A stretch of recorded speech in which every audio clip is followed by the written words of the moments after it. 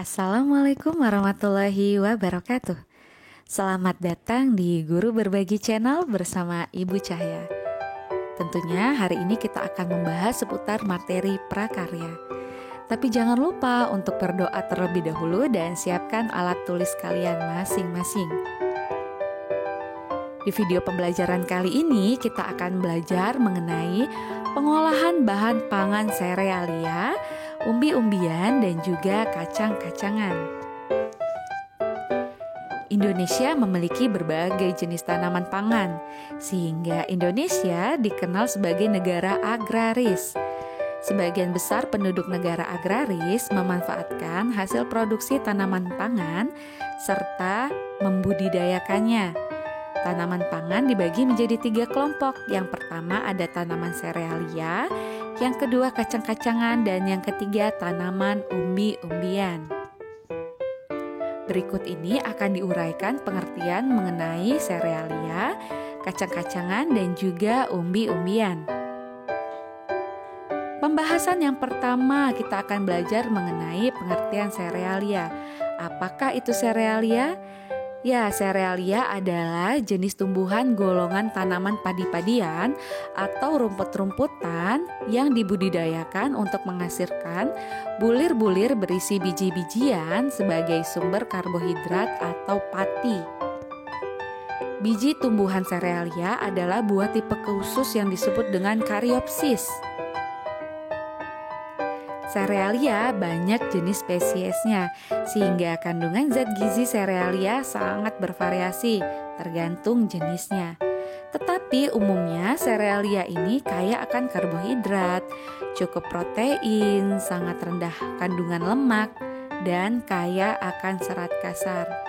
Adapun contoh-contoh dari tanaman serealia ini seperti gandum, kemudian ada padi atau beras, ada juga jagung dan juga sorghum.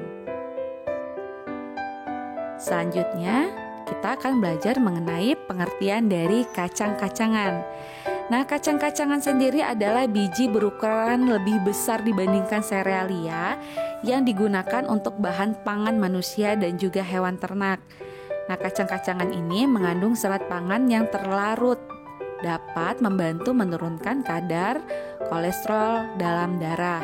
Nah, kacang-kacangan ini merupakan sumber energi yang banyak mengandung nutrisi seperti protein, karbohidrat kompleks, folat, dan juga vitamin. Kacang-kacangan sendiri memiliki indeks glikemik yang sangat rendah, sehingga baik sebagai menu makanan untuk menurunkan berat badan. Selanjutnya kita akan belajar mengenai pengertian umbi. Umbi adalah organ tumbuhan yang mengalami perubahan ukuran dan bentuk atau mengalami pembengkakan sebagai akibat perubahan fungsinya. Nah, perubahan ini berakibat pada perubahan anatominya. Organ yang membentuk umbi terutama batang, akar, dan juga modifikasinya. Umbi biasanya terbentuk tepat di bawah permukaan tanah, meskipun dapat pula terbentuk jauh di dalam maupun di atas permukaan tanah. Nah, itu tadi kita sudah membahas mengenai pengertian dari serealia, kacang-kacangan, dan juga umbi-umbian. Selanjutnya kita akan belajar mengenai jenis dan manfaat dari serealia, kacang-kacangan, dan juga umbi-umbian. Yang pertama kita akan belajar mengenai jenis serealia dan juga manfaatnya. Ada apa saja? Ya, yang pertama ada beras. Beras adalah butir padi yang sudah dipisahkan dari sekam. Beras mengandung karbohidrat yang kaya akan zat gula atau glukosa. Rasa manis dari kandungan glukosa merupakan sumber energi yang bermanfaat bagi tubuh untuk melakukan berbagai aktivitas. Pernahkah kalian perhatikan warna beras itu berbeda-beda? Nah, apa sih yang mempengaruhi warna beras tersebut berbeda-beda? Warna beras berbeda akibat perbedaan gen yang mengatur warna aleuron, warna endosperma, dan komposisi pati pada endosperma. Nah, warna beras dibagi menjadi 4. Ada beras yang berwarna putih, ada beras yang berwarna merah, beras hitam, atau beras ketan.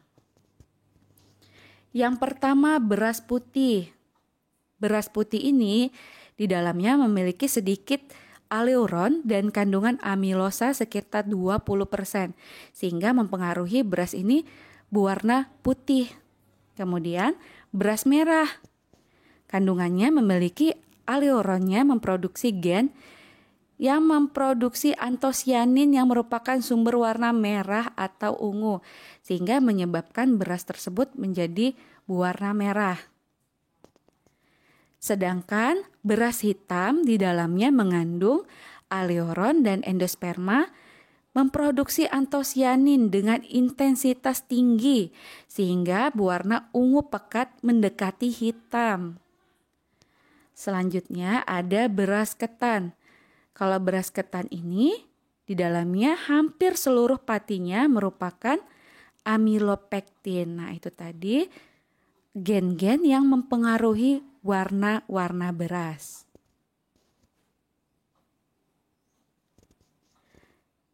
Tanaman serealia yang kedua yaitu jagung. Nah, jagung ini merupakan tanaman semusim atau anual. Bagian yang kaya akan karbohidrat adalah bagian bijinya.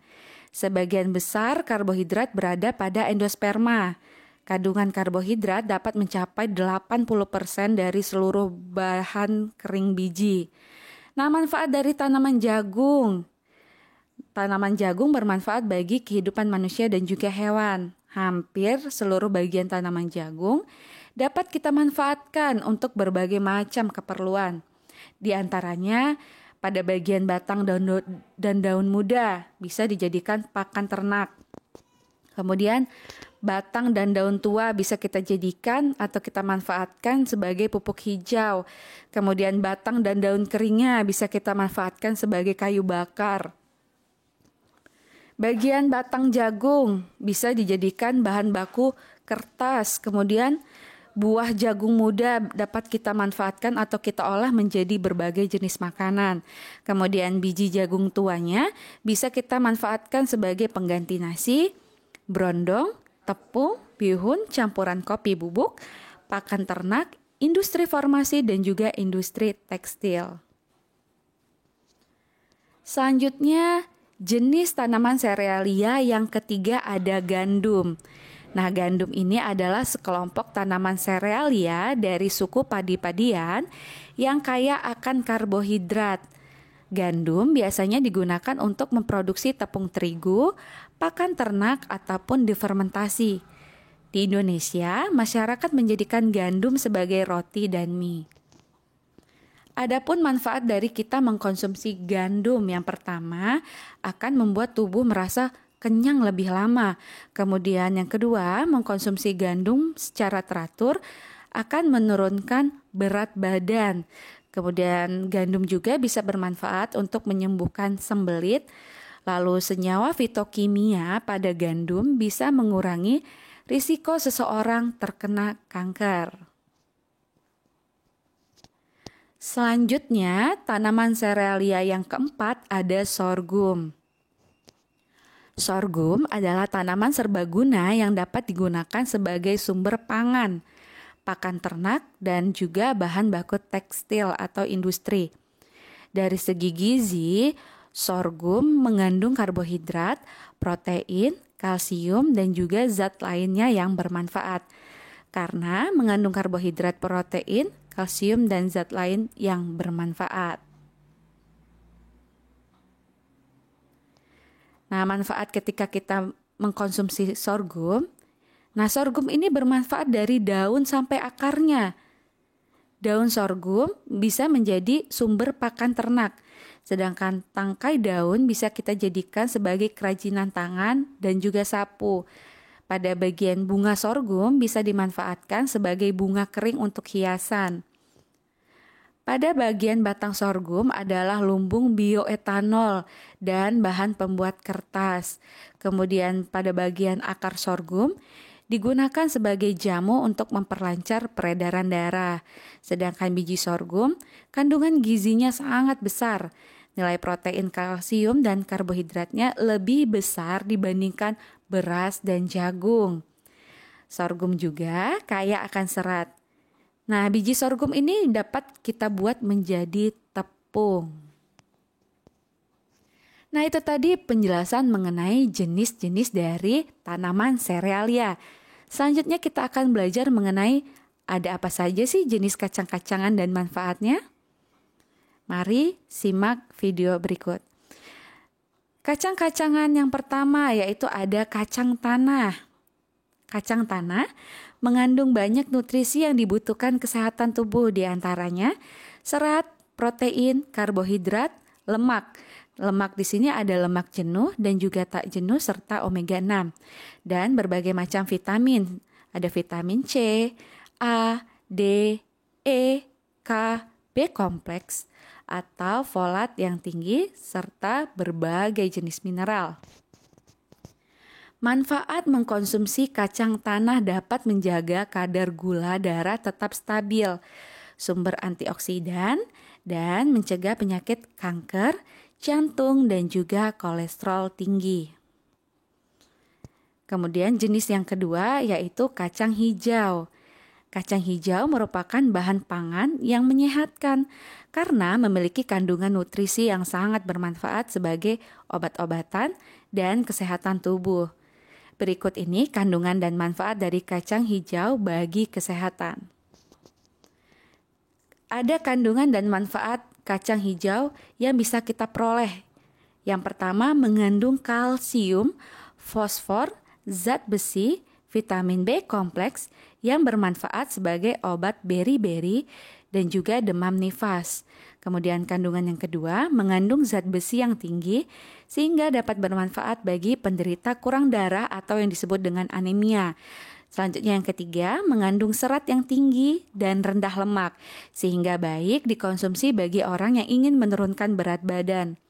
Kemudian kandungan yang keempat mengandung vitamin B kompleks yang sangat baik sebagai makanan pendamping ASI. Kemudian selanjutnya terdapat kandungan mineral seperti kalsium dan fosfor dan dapat menjaga kekuatan dan pertumbuhan tulang dan gigi serta mencegah osteoporosis pada orang tua. Jenis kacang yang selanjutnya ada kacang kedelai. Nah, kacang kedelai ini adalah salah satu tanaman jenis polong-polongan yang menjadi bahan dasar banyak makanan dari Asia Timur seperti susu, kecap, tahu, dan juga tempe. Kacang kedelai ini memiliki kandungan nutrisi yang baik untuk tubuh. Di antaranya, kandungan dan manfaat kacang kedelai. Kandungan yang pertama, dia memiliki protein nabati yang tinggi, berguna untuk membantu membangun sel tubuh, bagus juga untuk vegetarian. Kemudian kandungan selanjutnya mengandung vitamin B1, B2, B6, provitamin A, kalium, fosfor, karbohidrat, protein, asam omega 3 dan juga lemak yang sangat baik untuk susu bayi karena kandungan gizinya lengkap. Kemudian yang ketiga mengandung minyak tumbuh-tumbuhan non-kolesterol dengan kualitas tinggi yang bermanfaat menjaga kesehatan jantung. Kandungan selanjutnya mengandung antioksidan yang dapat membuat kulit sehat, melindungi dari sinar UV, dan menunda penuaan dini. Itu tadi mengenai jenis dari kacang-kacangan. Selanjutnya kita akan belajar mengenai jenis umbi dan juga manfaatnya. Jenis umbi yang pertama ada umbi jalar. Nah, ada 3 jenis umbi jalar yang populer dibudidayakan di Indonesia, yaitu umbi jalar berwarna putih kecoklatan, merah, dan juga ungu. Umbi jalar merupakan salah satu bahan makanan yang sangat baik untuk semua orang. Kandungan dan manfaat dari umbi jalar, di antaranya mengandung vitamin C tinggi yang berguna untuk merawat elastisitas kulit. Kemudian juga mengandung vitamin A dan beta karotin dari warna ungu, orange, dan juga merah pada umbi untuk melindungi paru-paru. Kemudian juga mengandung serat tinggi dan kandungan zat besi, folat, tembaga, dan juga pada umbi jalar.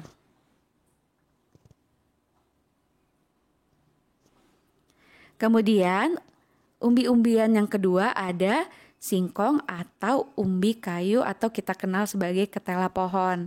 Nah, singkong atau umbi kayu ini merupakan tanaman perdu dengan akar tunggang dan sejumlah akar cabang yang membesar menjadi umbi akar yang dapat dimakan. Adapun kandungan dan manfaat dari umbi singkong.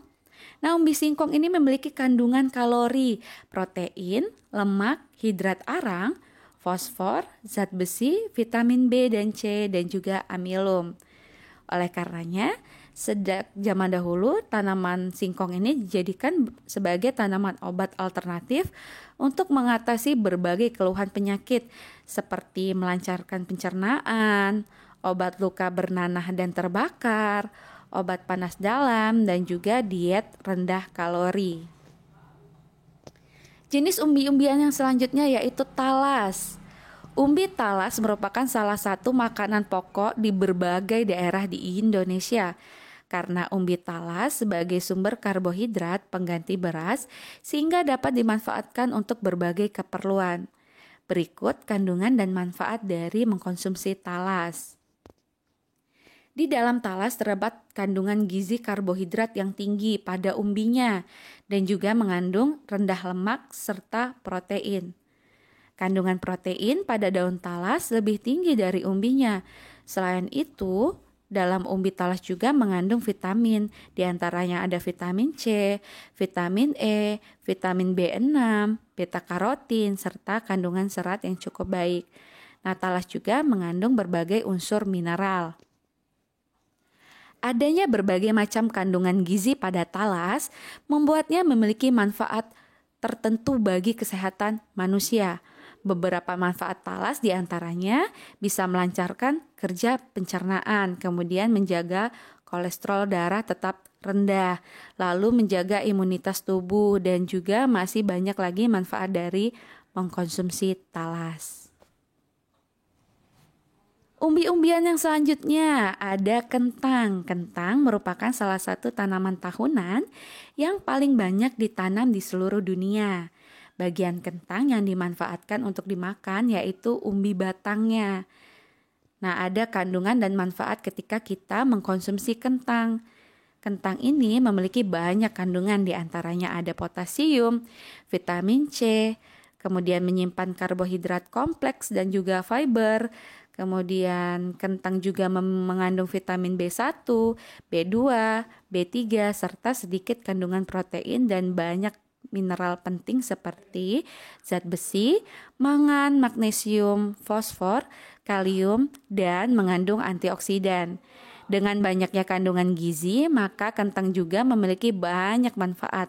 Di antaranya, yang pertama, kentang ini juga cocok bagi yang mengalami kekurangan gula dalam darah. Kemudian yang kedua, memelihara kesehatan sistem pencernaan. Yang ketiga, memelihara kesehatan kulit. Lalu yang keempat, mengurangi kadar kolesterol.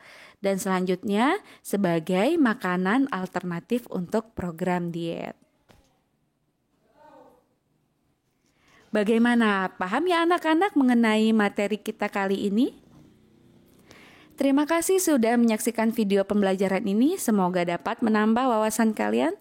Jangan lupa untuk dukung terus channel Guru Berbagi. Sampai jumpa lagi di video selanjutnya. Wassalamualaikum warahmatullahi wabarakatuh.